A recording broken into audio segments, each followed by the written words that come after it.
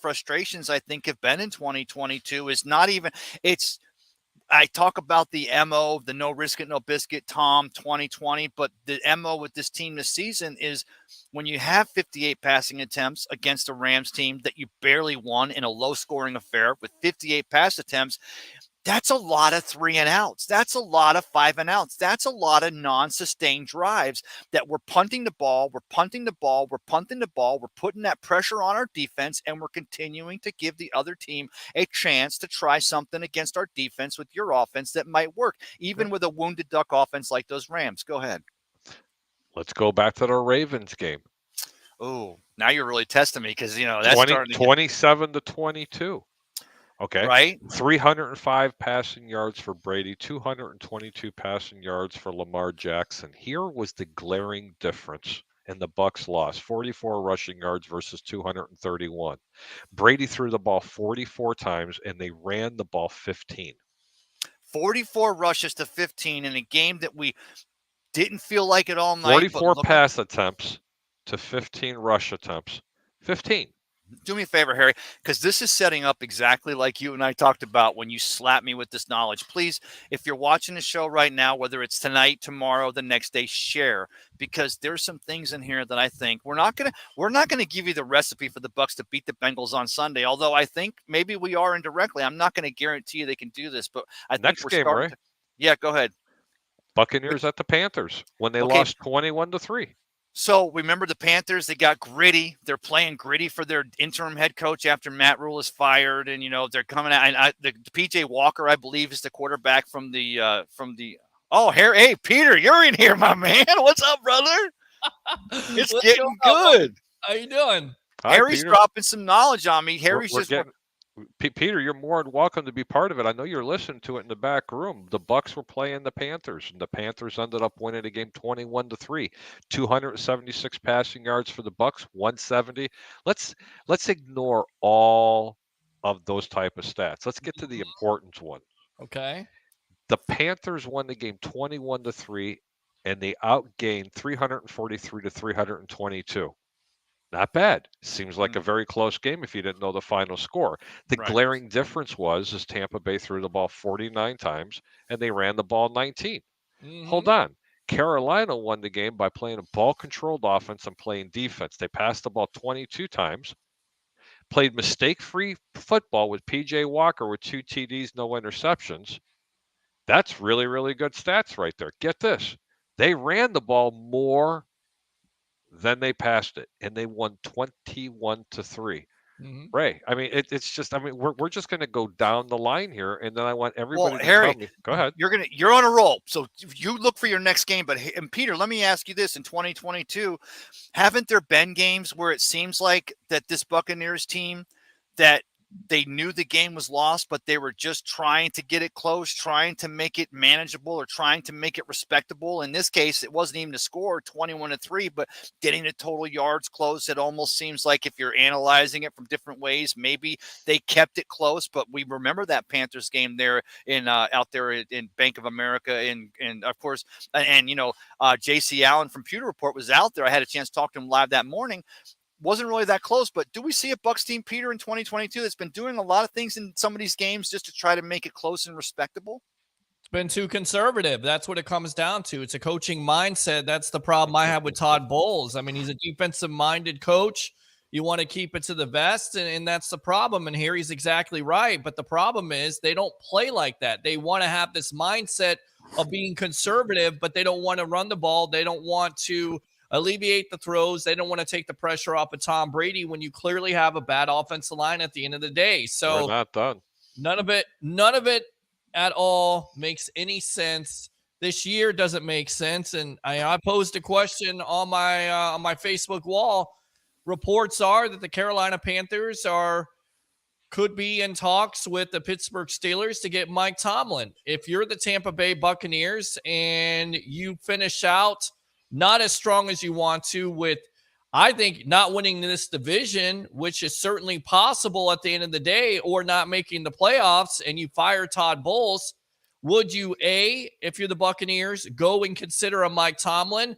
And B, would the fans be okay with that? Because remember, the Glazers felt like when Tomlin got away, he was the guy that got out of the building. I remember that, yeah. Out of the building. Hey, that rushes the hire of Raheem Morris. I mean, they're like, Mike Tomlin got over. Look what he's doing there in Pittsburgh. Raheem's here. Of course, a decade and a half later, Raheem's now been both an offensive and a defensive coordinator with the Falcons and with the Rams. He's learned quite a bit. Probably one of those coaches that's next in line for one of those big hires. So, I mean, done well for himself, but that was one of the reasons why the Bucs prompted to hire a second-year defensive secondary coach in Raheem Morris. They saw the ability that this kid had. They saw what could possibly be, and of course, I think now has come to fruition, but it was because of the success Mike Tomlin was having there in Pittsburgh. It was. Harry, what would you think about Mike Tomlin being the next coach of the Bucs or the Carolina Panthers? Is that a great move? Is that a dumb move? Yeah. Well, by the Steelers because they're having a bad year. They have a rookie quarterback, but would the Steelers be so stupid to allow him to get out of that building and go to Carolina? No, wait, Pete, Harry, don't answer that. Peter, there's a reason why Harry's not going to answer it because we're going to go down this because I've got some analyzation coming here that says so far in 2022, Coach Todd Bowles. No, but I got some realization here that Coach Todd Bowles may have not really had a chance yet to coach this Buccaneers team. But go ahead, Harry. What's the next game on your list? You got Buccaneers at the Steelers. Everybody remembers that game. The Mr. Mike Tomlin Kenny Pickett. Yes. Okay, Mike Tomlin there. 304 yards for the Bucs, 270 for the Pittsburgh Steelers, and another victory just mysteriously just disappears from Tampa Bay. Guess what, folks? 40 passing attempts, 26 rushing attempts. That's actually better, okay, because they're running the ball like 20% of the times. And unfortunately, the vast majority of the times pretty predictable on first down. We're going to go back to the previous week, guys. This is where it gets really, really good. The next 5 weeks, everybody's going to love. Okay. All right. It gets deep. Hey, Harry, wait first and guys. Let's go ahead and go out to these comments because I want to get out to these guys. Christopher Cole says, good evening, Ray. Tim says, good evening. Sitton says, offensive line stinks. I mean, this is what I do, man. I'm the producer right here. I love it. Going live on my page and also on the Sports Web YouTube. And we're on Twitter. Wait till you see what happened. Donovan Smith went bye-bye. Is that a real report? That's what I'm hearing. Wait, Donovan Smith is actually bowing out the rest of this season? I don't think he's with the team anymore. You're going to have to look that up. While you're looking it up, Pete. Looking it up right now. While you're looking it up, I'm going to finish this. Yeah, Pete, we'll get to the comments, but Peter, go ahead, Harry. Take us to the rest of that Pittsburgh game analyzation. Forget the Pittsburgh. It was getting a little bit closer. Okay, I mean, it was almost balanced if you consider being within 20 attempts balanced. But anyway, the 49ers at the again. Nope, it wasn't the 49er game. No, but did we talk about that game yet? Because that game was real. We didn't talk about that game, and I'll be honest with you, because at the top, I was forgetting who we played last week, and it's not because I didn't want to know, but I was so anxious to get into this conversation. Let's talk about. I wanted to talk about the Falcons and the Buccaneers. Okay, so let's go back to that Falcons game. Yeah, because the Bucs actually played the Falcons, what we thought was pretty gritty, but then Marcus Mariota, a Falcons team that we thought we should have had their number a lot easier. Give me those numbers on that Falcons game. They won the game 21-15, but if I told you that Tampa Bay almost doubled them up in yardage in that game, would you believe me? Yes, right? Of course, you got the great Tom Brady on this team. Yes. But would you believe me if I told you they only won by 6 points? If I told you 420 to 261 yards? And let me give you a stat why. 52 passing attempts versus 22 rushing attempts. They were passing the ball in the fourth quarter and gave the Falcons a possibility of not only coming back, but to almost win that football game. There was 15 unanswered points because they wanted to play the same type of football. And this is Mr. Brady calling these type of offensive plays in the fourth quarter. Make that point again. The Buccaneers had how much of a lead going into the fourth quarter? They had a 15-point lead going into the fourth quarter. And remember, Bucs fans. And by the way, that's a joke, guys. He did not get cut. Okay, well, let's go. I'm reading this on Facebook. That's why I was asking you. Do not trust. I was gonna say, don't. If it's coming off the cup of ratio, don't trust it because that's Isidore being funny at that point. Breaking news: the Bucs released Donovan. Isidore. Yes, a signed free agent. Say Feliciano, say Fedconi. No, there's something on Facebook stipulating that. Hey, but here's the thing, Harry. Bucks fans remember that game because that was a game that we not only felt should have won handily, right, against the Arthur Smith team. They still Drake London. They completely They dominated dominated the the first three quarters, but the Buccaneers never ran the ball in the fourth quarter, got those passing attempts up above 50, and almost let those Falcons get back in that game, didn't they? Now, let's talk about the 2-2 Buccaneers. The 2-2 Buccaneers when they were hosting the Kansas City Chiefs, who were 3-1. You remember that? 41-31. Kansas City 400 plus yards versus 376. It was within 30 yards, guys. Okay, you ready? 238 passing yards for Kansas City versus 373. 189 rushing yards for the Kansas City Chiefs. Tampa Bay, 3. Yes, not 30. Yes, 3 yards. 3 yards. Here's a glaring difference. 37 passing attempts for Patrick Mahomes, the baby goat. 38 rushing attempts, and they scored 41 points. Flip the sides. 52 passing attempts for Tom Brady. 6 rushing attempts for Tampa Bay. Hey, 6.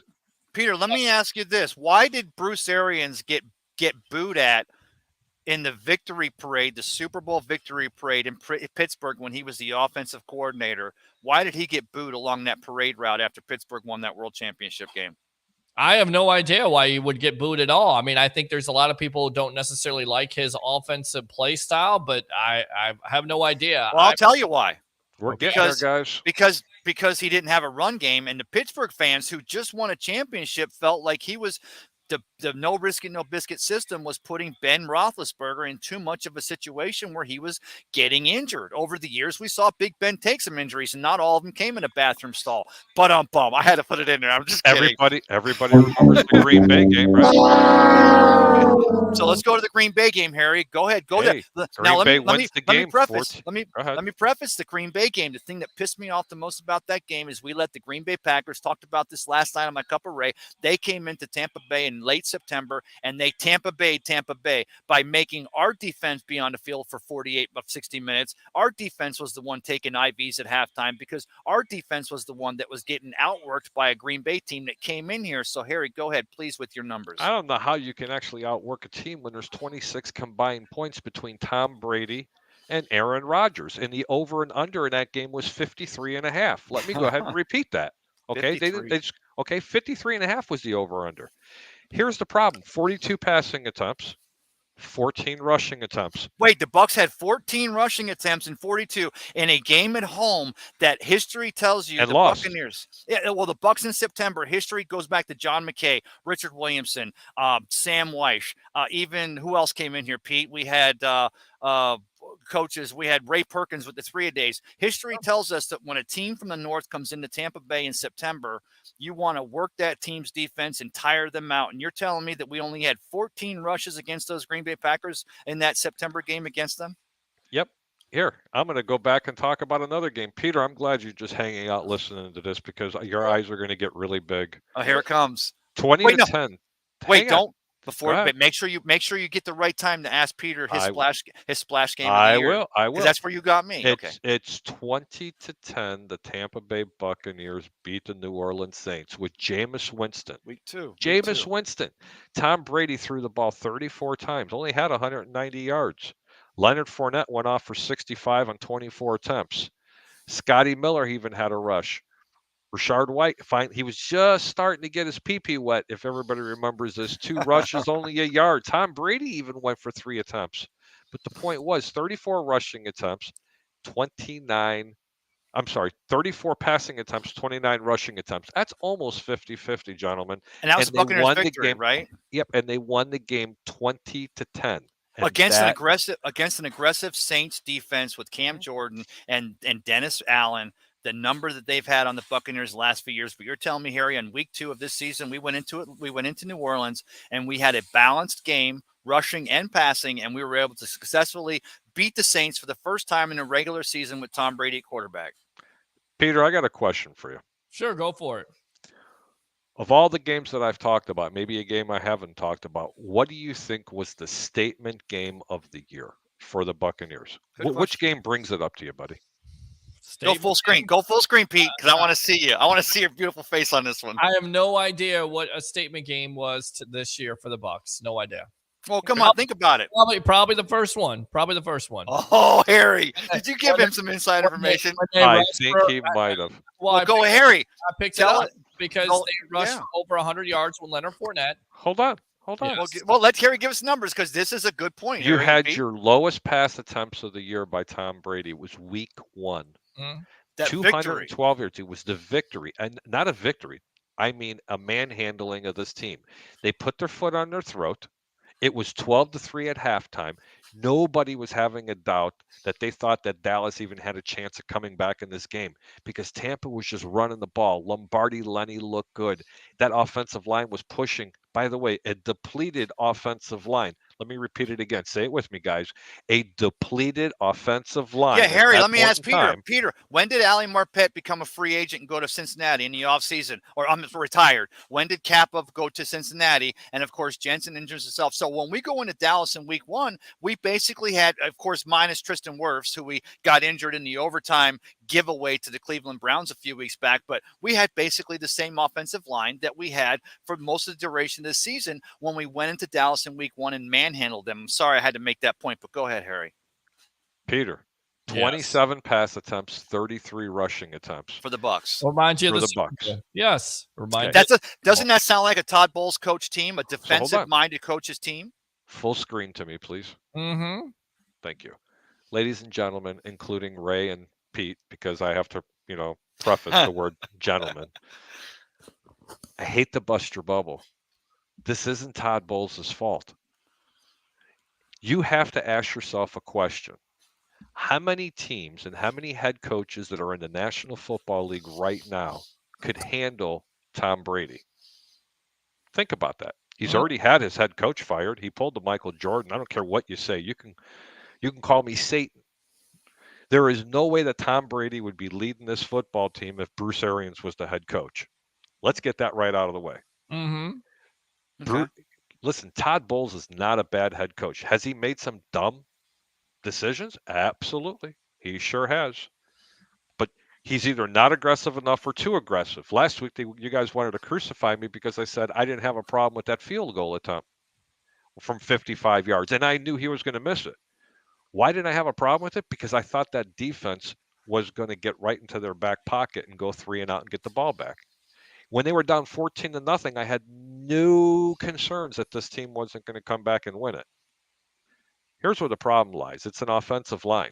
If this was a 10 or 11 win team, no one even be having these conversations and calling for Byron Leftwich's job, which he never should have in the first place. Because I don't believe in my heart that he's calling these plays. I'm going to tell you when Todd Bowles stopped being the head coach of this football team and started having control, it was after week 2. Yeah. I've already given you the stats on week 1. You had a 50-50 dominating win between pass attempts and running attempts. Week 2, it was almost 50-50, and they won. So when did it all start? I don't know, because Pretty Boy can't pass the ball 100 times a game and have the risk it, no biscuit type of mentality, when in fact that offensive line stinks. It's been hurt. Yeah. Tom Brady he decided to miss 2 weeks in the preseason.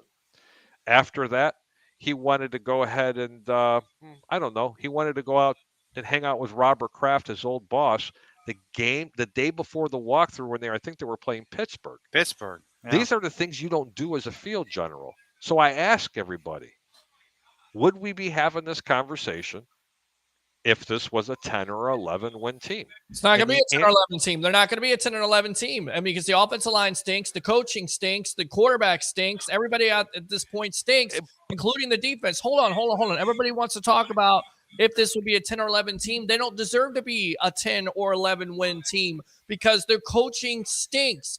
When a coach comes out and says, I don't have confidence in the greatest of all time to throw the ball in the last 2 minutes of the game because I'm afraid he's going to throw an interception, loss right there. When you run the ball or when you pass the ball more than you're running the ball, that's going to be a loss. When you run the ball on first down every game and every defense knows it, you can talk about running the ball all you want to, but when your offensive line consistently cannot open up the necessary holes to do it, that's going to be a problem. So the whole team right now, whether they're 10, 11, 20, they don't deserve to be a 10 or 11. But Pete, Harry, let me go first because it's it's kind of my show. The point we're trying to make here, Pete, it's an intervention. We love you. No, I'm kidding. But the point we're trying to make here is that I talked about last night when Joe Montana goes to Kansas City. Marty Schottenheimer had already been the guy there. There was no doubt that Joe Montana, the greatest of all time, before the greatest of all time, was going to go there and adhere to Marty Schottenheimer. And they had Marcus Allen at running back, and they went to the AFC Championship game his first year. There's no doubt that Todd Bowles has made some bad decisions, but one of Todd Bowles' biggest bad decisions in 2022 may be the fact that he's let Byron Leftwich and Tom Brady continue to have the off. Because let me tell you something. I can tell you straight from coaching and myself and playing football at the high school level and almost college level that there is nothing more dysfunctional than not knowing who the head coach in charge is. And the fact that Todd Bowles is trying to control this defense, but Tom Brady is going 3 and out on the average, almost on every drive, and putting that defense behind the 8 ball, giving a guy like Brock Purdy 75 chances to try to see what happens. There's no reason if we don't control the ball a little bit last week there at Levi Stadium, and I'm not sure we could have because that defense the Niners have, but there's no doubt the Buccaneers could have once again stopped McCaffrey, the running back. He didn't really start getting off until the Bucs defense was on the field for the 4th or 5th or 6th time, and by that time that offense already started figuring out what was going to work. Why is the defense on the field that long? Because the offense is putting them out there after 35 seconds on average. Why is the offense doing that? Because Byron Leftwich and Tom Brady are calling this offense, and poor Todd Bowles is just going like this. He's the coach. He's the captain. He's responsible for it. Enough with the non. You're right. Responsibility. You're right. But Peter, I'm going to give you this team. That is the problem with this team and this whole conversation. It's, well, this guy's more to blame than this guy. The offensive line is worse than everybody equally is in on this. This is where the sports web, when you love to say, bring your passion, bring your excitement, just don't bring any nonsense. Right. We're going to give you something to think about. Remember that. I am going to give everybody a moment here to go, and this is what I'm going to tell you. Yes, this could be a 10 or 11 win team, even with the atrocities that have happened to this team. And I'm going to tell you how they could have. If they followed the game plan that they had in weeks 1 and 2. Because after that, they didn't even come close. They're throwing the ball 80% of the time. It doesn't matter. It does make a difference. They don't have the pieces in place. Whether it's the offensive line, whether it's the wide receivers being hurt, whether it's the defense not able to get off the field or underperforming, they could not be a 10 or 11 win team. They can't. Well, now, Pete, let's be honest. Hold on a minute. Go full screen. There you go. Okay. They cannot be a 10 or 11 win team because you know why? People are going to catch up on it. The defensive coordinators have already caught up on the screen passes. The defensive coordinators have already caught up on running on first down. The defensive coordinators have already caught up on that this team has the inability to throw the ball down the field with Tom Brady.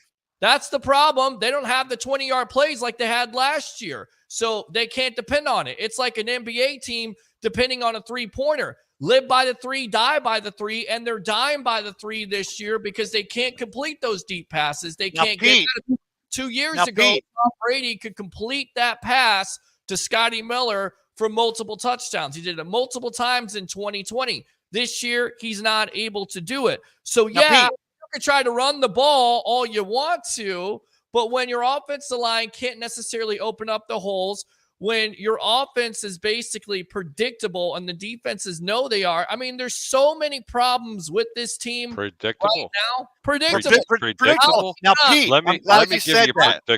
How many times have they ran the ball on first down? They run the ball. The vast majority of the time is going to be on first down. But now, Pete, Harry, let me set you up.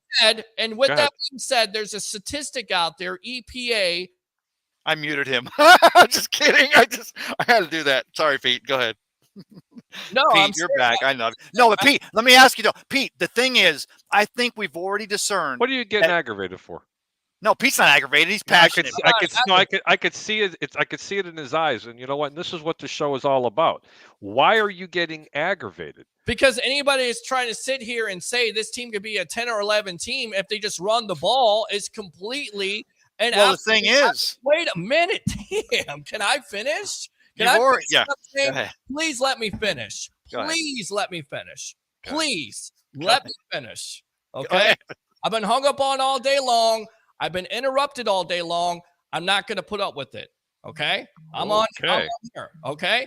So with that being said, somebody can't convince me you're going to be a 10 or 11 win team and just run the ball. There's more problems with this team than running the freaking ball. There's more problems with this team than the offensive line. It starts from the top. It's dissension. It's accountability. It's what we're all talking about. There's no accountability with this team. There hasn't been any accountability with this team. And it started when the coach decided to retire because the quarterback. And honestly, at the end of the day, he needed that coach to put him in line. They needed this coach because both of these coaches right now are over their head. Good point. Now, you said he needed that coach to put him in line, and the reason why. And when you said he needed that coach to put him in line, who did you refer to in that statement, Pete? BA. No, you said they needed BA to put him in line. So you were talking, and I'm being Sigmund Freud. Yes. So now everybody wants to talk about how Bill Belichick and Tom Brady didn't work, or it was more Bill Belichick than it was Tom Brady, or it was more Tom Brady than Bill Belichick. They both needed each other. Going back to the Joe Montana thing, the reason why Joe Montana was so successful early on in his career was because of Bill Walsh. You see, that's what you needed. You don't have that now. You got a defensive-minded coach that's conservative who doesn't even have enough confidence in this. Pete, now let me go. I let you go. Now listen, Tom Brady took 11 days off because he had some real shit going on, and the Buccaneers let him. He was gone. He comes back to camp, and the first couple of weeks of the season out there versus Dan Quinn and McCarthy and all that Dallas Cowboys jazz, the Buccaneers run the ball more than they pass, they win. We go to New Orleans, we establish the run, and we pass, but still more pass. And by week 3, all of a sudden now, I'm not saying this is the case, but there's a contingent of Buccaneer fans that are like, well, now Tom Brady's like, okay, I've made up for my 11 days that I was trying to make it work before she went off with the Taekwondo teacher into Bahamas. And now I'm back. And you know what? I'm not getting the run that I need to get because I'm the greatest of all time. So again, same offensive line. You still had Hainsey at guard. You had Gadecki. You hadn't put Wells in yet. So you had some things going on. You still had Tristan Wirfs, but they went in and established a run in Dallas. We went in and established a run in New Orleans. And all of a sudden we come home against the Kansas City Chiefs. And then a week later against the Green Bay Packers, who were definitely a wounded duck. And all of a sudden we're passing it for 50 times a game. We're not trying to save Todd Bowles' job. Jason Light's the guy that knows the score on this, but we're telling Buccaneer fans that there is a path to 11 wins. And let me tell you how. They've got 6 wins right now. It's 4 more wins this season. We make the postseason, we got a wild card game, a divisional round game, a championship game, and a Super Bowl. I'm not saying they can do it. I'm just saying that with a Jensen that comes back, Tristan Wirfs comes back, this team buys into a rush. We start to listen to the actual head coach in charge, who's Todd Bowles, who tells Tom Brady with 5 minutes left against the New Orleans Saints, get your ass off the field. We're going to punt the ball, even though Tom wanted to stay on the field. They punt the ball, and we score 2 touchdowns late. And you saw Tom Brady after that game. All of a sudden, Tom Brady goes, you know something? This conservative shit might actually work. Guess what, Tom? It does, because it reminds you what happened with Bill Belichick when he was in charge, the way he would play a game, even though you and Josh McDaniel were the evil mix masters coming up with this offense. Bill Belichick still had his finger on the pulse of this team, just like Todd Bowles should have in 2022, but he can't, because at the end of the day, it's Tom Brady and Byron Leftwich are still trying to put an offense together, and Todd Bowles is trying to figure out how he can do with 50 attempts a game, how he can make his defense have success against a San Francisco 49ers team who are going to get infinity amount of chances to come up with offensive strategies, because we're going to give it to you on 3 and out most of the time. But do me a favor, Harry, tell me what the defenses the Buccaneers are facing that you're seeing. Again, Harry the Greek from the Over-Under on 1252 Sports. You break down more film than we do. You watch the All-22s. What are the defenses doing to cheat against this Buccaneers offense to stop these short passes the Buccaneers offense is predicated upon? Well, they're not. They're They're basically not peeking into the backfield at all. You can watch. Why though? Because Bucks Okay. are not doing They're what? they're not running the football. They're Mhm. not peeking into the backfield. The safeties in the corners. They're giving the illusion that they're going to run 8 in the box, and what they're doing is they're running the coverage over toward Mike Evans. Over 2/3 of the games in the last 5 games I've watched, that Mike Evans hasn't been double covered, he's been triple covered. Hence the reason that Chris Godwin's been open, because he's going up against the third DB when they're running the 3 wide receiver sets. Okay, all the protection is going over toward Mike Evans. This isn't a Mike Evans Tom Brady thing where they don't have that chemistry and, oh my God, his arm is gone. Ladies and gentlemen, FYI, Brady's never been able to throw the ball more than 50 yards anyway. Okay, is he getting a little bit old? That's not true. I Because let you finish. Can you let me? But this team last year they were top in the league with over 20-yard plays. I didn't say 20. I said 50. But it doesn't Okay, have everybody's saying his. I understand that, but his arm isn't over 20, and it's not even that this year because, like you said, the line is not blocking. The line is not blocking. They're not given a chance to block because the defense is cheating into the box because they're not. They act like they're bringing guys into the box to cover the rush. And they're not. But they're stopping the lanes for the passing. Go ahead, Harry. I'm sorry. They're especially the crossing routes because Tampa Bay loves to run a lot of crossing routes. You're correct. Look, I'm not going to get into he said, she said stuff. I watch this for a living. Okay. I had a bad week last week. I do very well at handicapping. I'm telling you from my own handicapper's perspective, what he is seeing from this team, not from the eyes of just being a fan like myself, which I do, by the way, people, I do root for the Tampa Bay Buccaneers. But if you honestly think that Todd Bowles wants to throw the ball 50 times a game, you're highly mistaken. Highly Harry, mistaken. Peter, go back to the 3 screen real quick. It doesn't matter if he wants to throw the ball 50 times a game. This is the team you set up. This is the bed you made. You got Tom Brady. Wait, who's making that bed? Tom Brady and Byron Leftwich or Todd Bowles, who's trying to figure out how he can making it? They all making and it. On that note, ladies and gentlemen, I'm going to go ahead and cut out. No, Harry, I had a real very quick. long day. I know you got to go, but Harry, no, you know what? We'll get into this because I want to be with you on screen.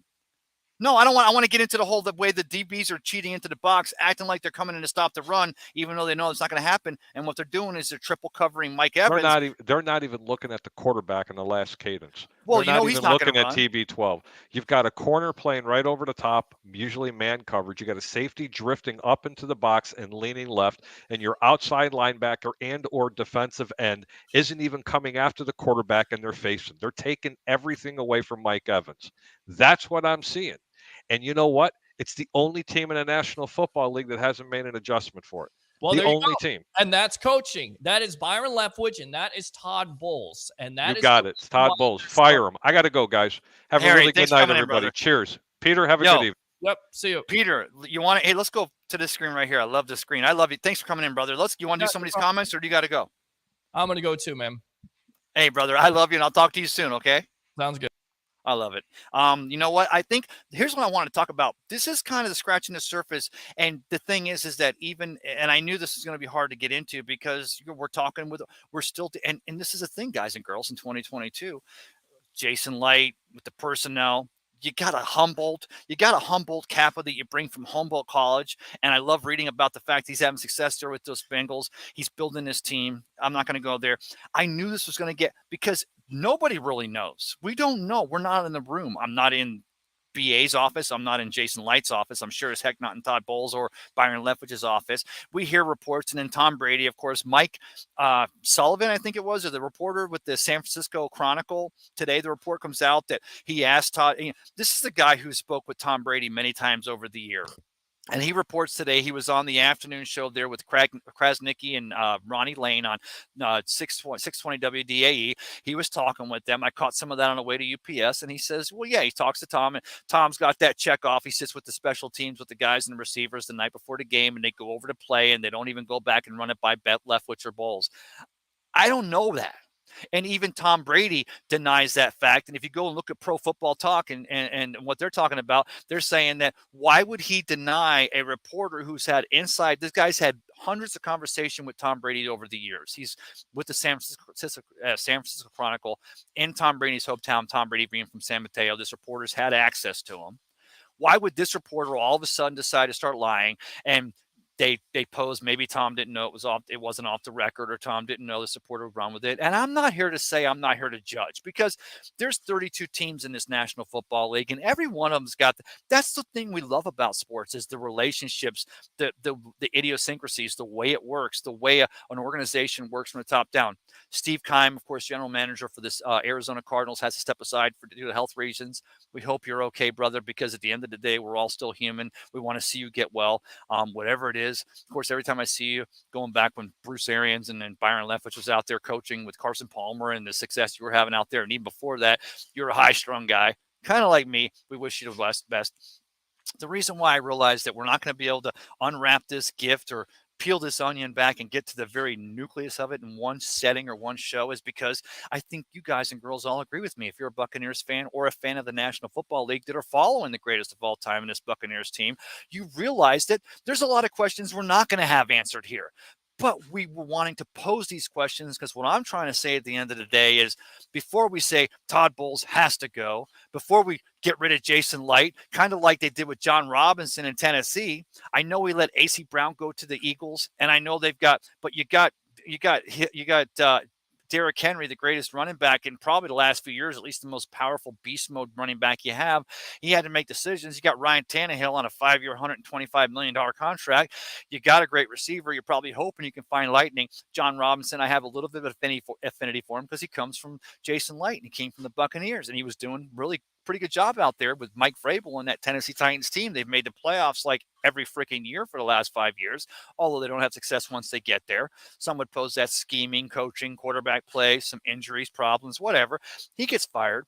And all I'm saying is, before we're ready to write this 2022 season off, before even we get to the end of the season and we try to decide Jason Light should go, Todd Bowles should go, Byron Leftwich should go, before we all start deciding who should be fired or the team should throw these last 4 games because we'll get a better draft pick or a better seeding because we don't win the NFC South, stop the fucking presses. Take a breath.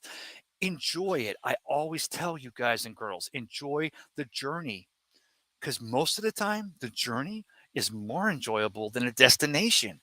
Just like 2022, the destination was a victory in 55. In 2021, it was a loss in a divisional round against those Rams after a fantastic comeback. And then they get that late pass that continues the clock, and they run it out on the Bucs, and they come up a little short. I'm not saying that lightning strikes again in 2022, but before we all get agita saying fire this guy, fire that guy, or fire her, or fire Coach, Mario Javadafar, or fire Coach Lori Locust, or fire the Larry Foote because he's to co-defensive.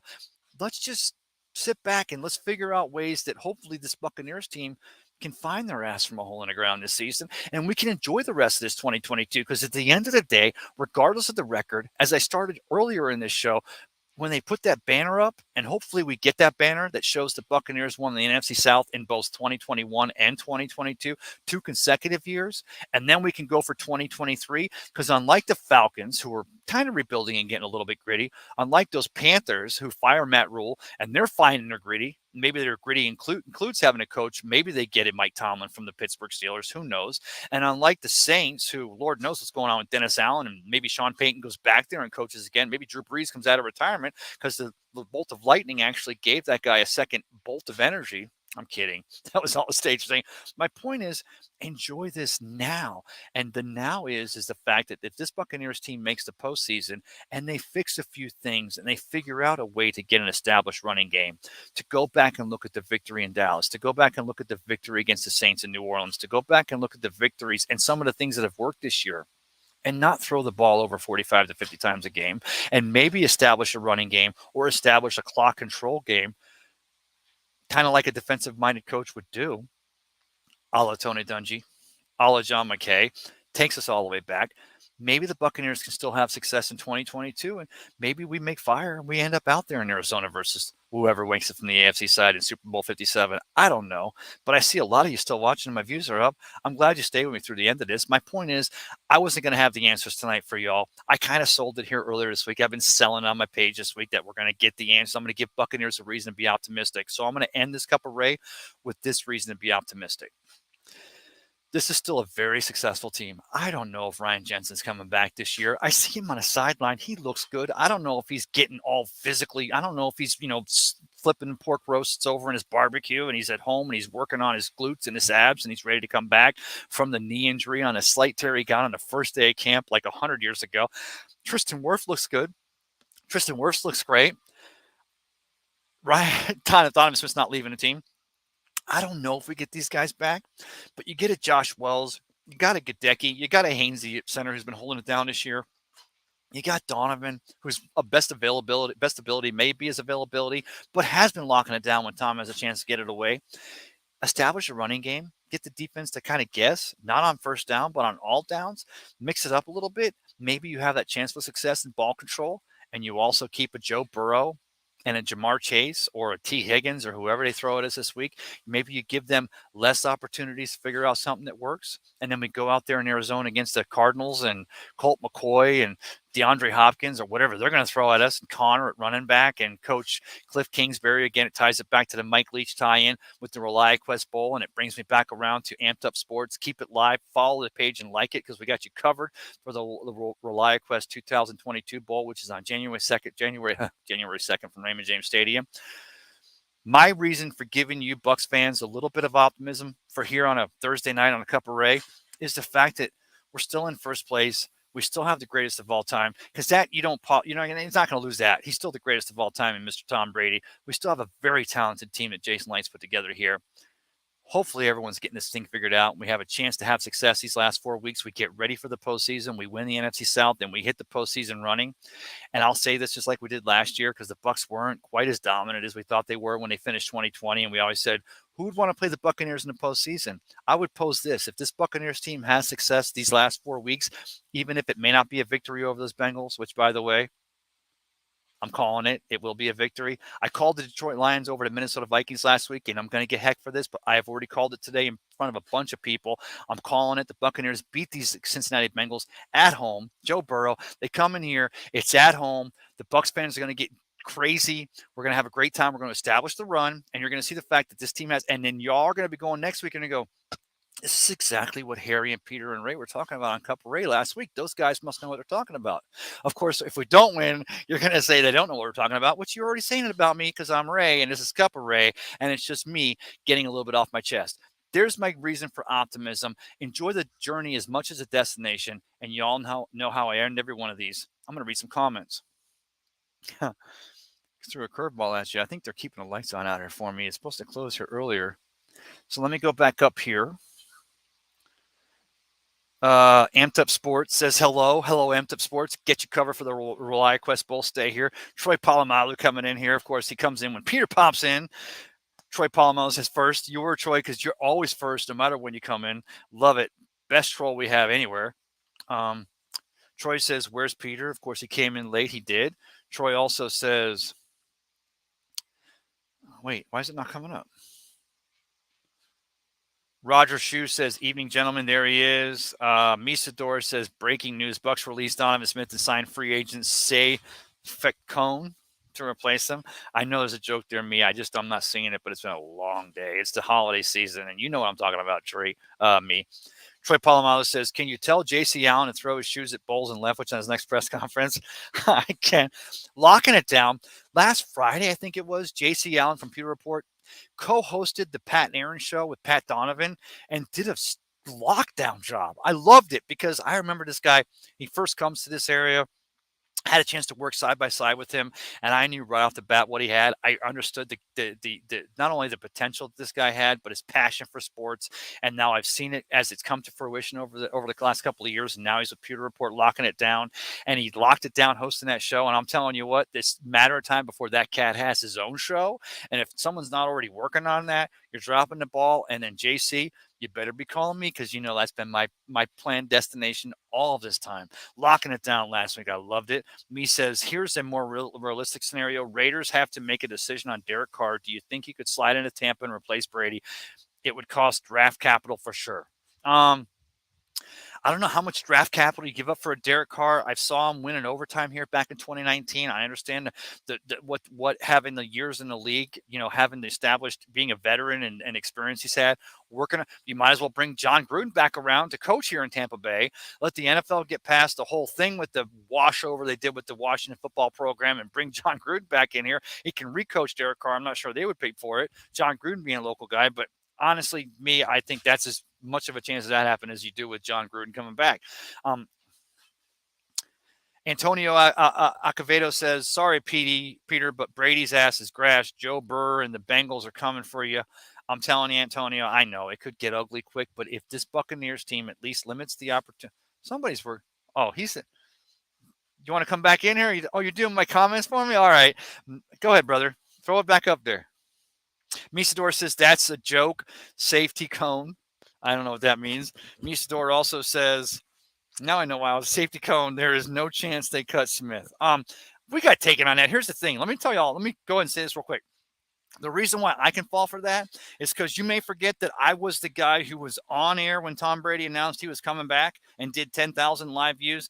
Peter and myself and Harry were on air from down at Ferg's Bar and Grill down there in St. Pete on Central Avenue, just below 16th Street in the Edge District of St. Petersburg, when Tom Brady first announced we made the press conference that he was retiring, and we did over 5,000 or 6,000 views. So we've kind of had a habit of being on the air because that's what you get with Amped Up Sports and the Sports Web and with 1252 Sports, the over under, and of course with Cup of Ray, is that because we're doing this as a passion project, we're usually on the air when things are happening while the rest of the paid credentialed media are home sleeping. And guess what, guys and girls? I'm here to break this news to you.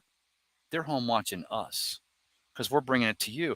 And I'm just telling you that because it's just cold, hard facts. Another comment coming in here. See if I can Cup of Ray. You're just screwing with me now. It's okay. Again, keep it following, like the page, follow Amped Up's page. Great show, guys. Green Bay is poop. Roger Shue, one of the biggest roles we have. I love Roger Shue. He's always bringing it large and in charge. Roger Shue says, Peter, why are you so quiet? Of course, we found out Pete wasn't quiet, but Pete's passionate, and that's the reason why we love the Sports Web, and that's the reason why my guys taught me everything I know, and I love being that guy. I'm his ride or die any day. Who else we got? Troy Polamalu says, Pittsburgh Dynasty Free Watson Bucks suck. Troy Polamalu trolling 1,000%. Roger Shue says, Buccaneers. I love it. Bring it. Only hate. We love hate because you know what? You're hating on us for so many years. We weren't being hated on because we were being quiet. And past couple of years, we're not being quiet. Roger Shue says, sucking ears. So, Roger, you can suck this ear. Christopher Cole says, and everyone says they run it too much on first down, Christopher. And I'm not saying that's the answer. You still have to depend on this offensive line to get gritty downfield. You want to see some road grading offensive linemen. But I just learned this lesson back with coaching the midgets and playing high school football that sometimes getting a defense to have to play that run honest will then open up that pass. You'll keep them defenders from playing 8 or 9 in the box, not to stop the run, but to stop those crossing patterns. And we're just trying to look this team to shake it up. And I just think that there's a concept between a conservative defensive-minded coach in Todd Bowles and then Byron Leftwich and Tom Brady trying to get their groove on, which their groove worked. It won a Super Bowl championship in 2020. I'm not saying these two components can't work together. I just think that there is a true component breakdown in who is the leader of this team. Is it Coach Arians in the back behind a tinted window up in the second floor, office there? He doesn't come down because he's usually at the Old Memorial playing a round of golf and having a drink at the bar.